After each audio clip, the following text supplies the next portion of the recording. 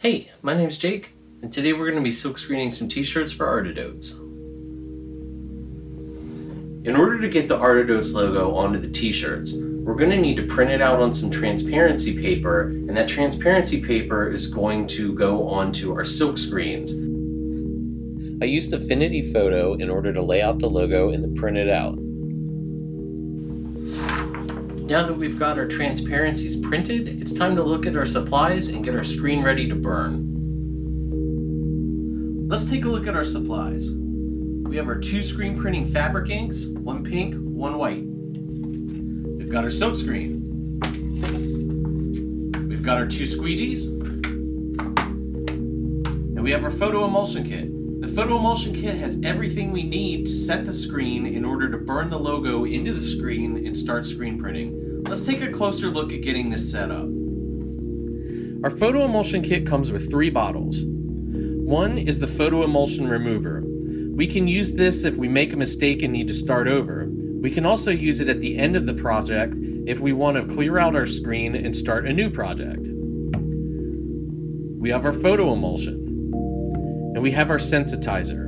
The sensitizer we're going to fill about halfway with cold water, shake up, and then pour into our photo emulsion bottle, shake that up, and that's going to give us our activated photo emulsion ink. We're going to put that on the screen, and then we're going to burn that logo into the screen using a light. Alright, I've added cold water halfway filled on the bottle, and now it's time to give it a good shake. We're going to do this before we add it to our photo emulsion bottle.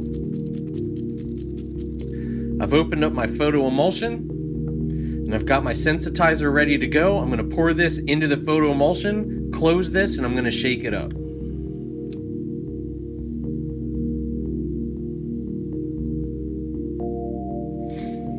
Alright, we've got our screen ready, we've got our photo emulsion ready, and now it's time to put the photo emulsion onto the screen.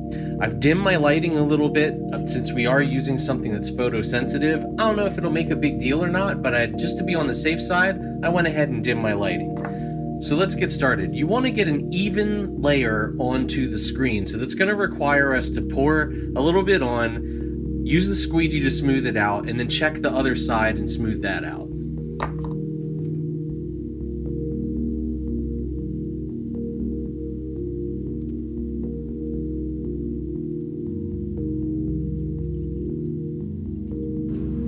Now that our photo emulsion is dried on the screen, it's time to burn the Artidotes logo in. I have the Artidotes logo printed out on a transparency, and it's backwards since we're going to burn it in on the back end side of the screen. I've got a 40-watt lamp right here, and I'm going to turn on and let it sit for about 6 minutes. Should probably tape down the logo as well. When the design is burned in, you'll want to wash it out. Just be careful when you're washing the screen that you don't use too high of a water pressure that can damage the screen. We finished washing the screen. I had to take it off the high pressure hose and just wash a little bit of this out with regular water, and it cleaned up the screen pretty nicely. It's time to tape the edges and make sure that there's no other areas that need to be taped down, and we're going to get silk screening the t-shirts. This is my first pull. I'm going to put out some ink on the screen first to cover up the logo before I do a first pull where I really press down on the ink. This ensures that I'm going to try and get a really good spread of the ink across the entire logo.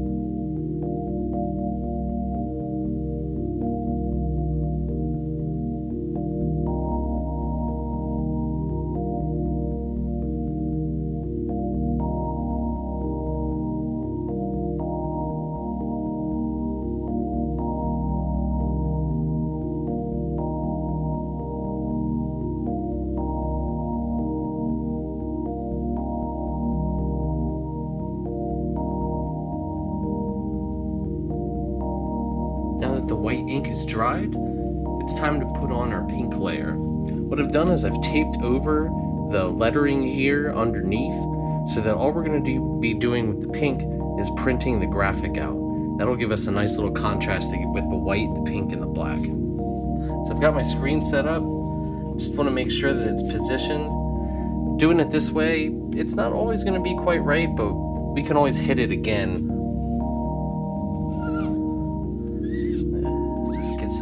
ink on the sides and the back, the bottom area here across before doing a harder pull.